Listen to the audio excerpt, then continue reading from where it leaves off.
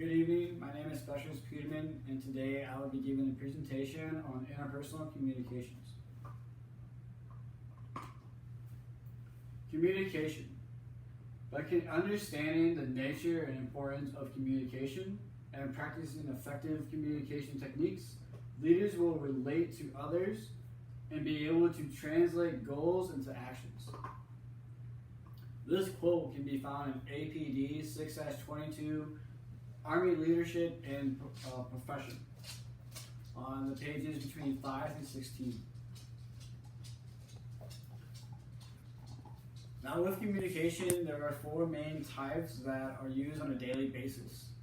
There is verbal, nonverbal, written, and visual.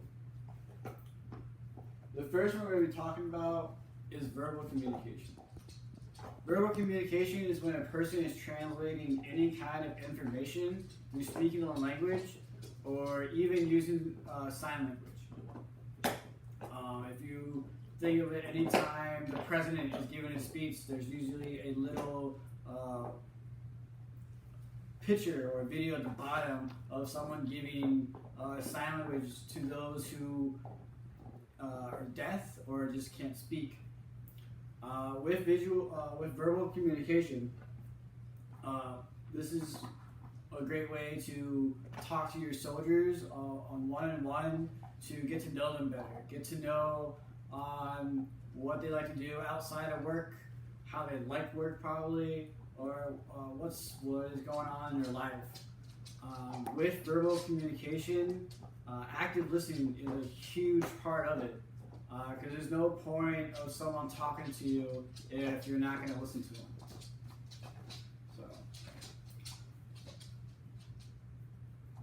So when you are trying to be an active listener to someone who is talking, you want to acknowledge on things that they are saying. You want to try to understand what they're saying by repeating the last few words that they said, or talk about, respond with the important details that they've given you. The next one we're going to talk about is nonverbal. Nonverbal communication is the use of body language, any kind of gesture, or facial expressions. With this is like a positive or negative way of communicating. Body language is a huge part with it. If a soldier went to go talk to the NCO and they were asking a question and the NCO had a look on their face like, why are you asking me this? You should know this. That is negative body language, and it's really bad. Facial is a good way of expression of facial expressions. When any time with non-verbal communication, you want to make sure that you are giving a positive body language with it.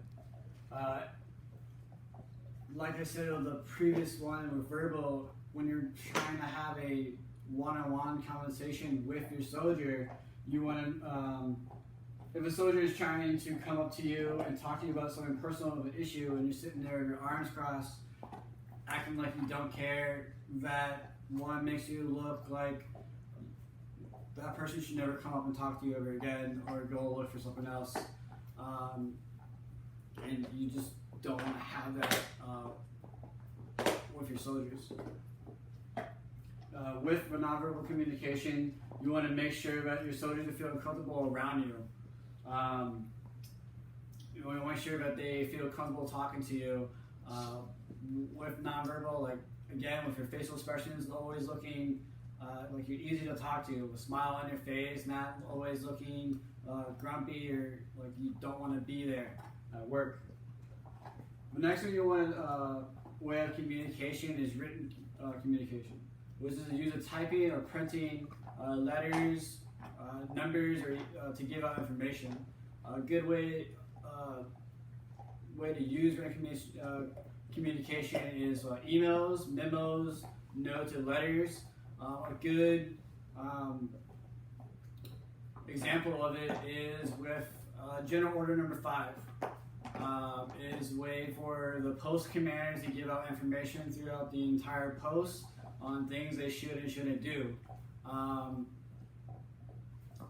With written communication, you want to make sure that you're still being professional with it.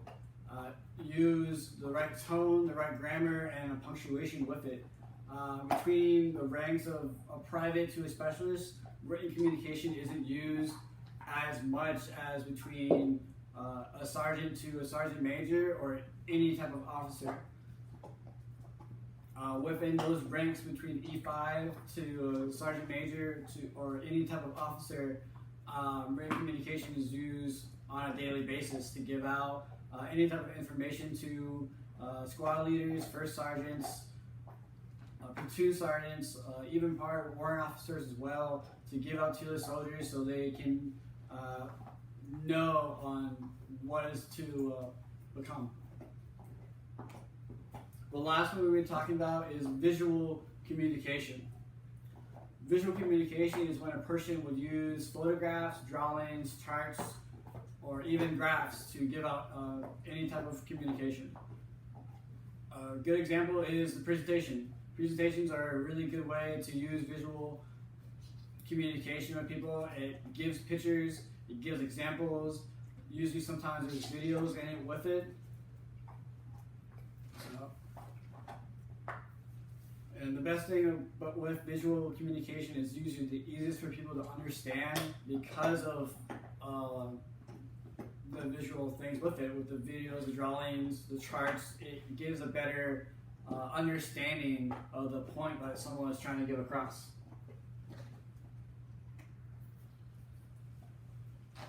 Now, in summary of everything we just learned today, we learned about the four different types of communication, which is verbal, nonverbal, written, and visual.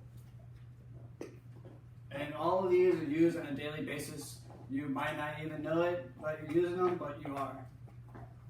Leaders need to communicate with their subordinates to help out give information, help them grow as soldiers and become leaders later on in their career.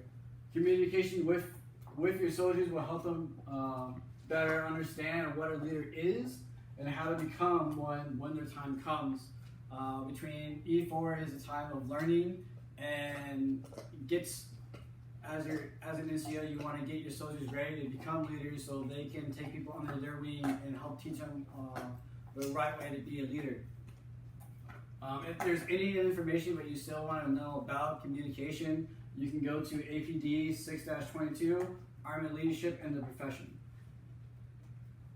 Are there any questions? What do you think is the most important type of communication in the Army? I believe that verbal is probably the most important one, because the way that you speak to people tells you a lot about your character. And if, again, with verbal, it depends if that person is an active listener. You can verbally talk to someone, but you don't have to be an active listener. You can be a person who just loves to talk but doesn't want to listen to other people's ideas.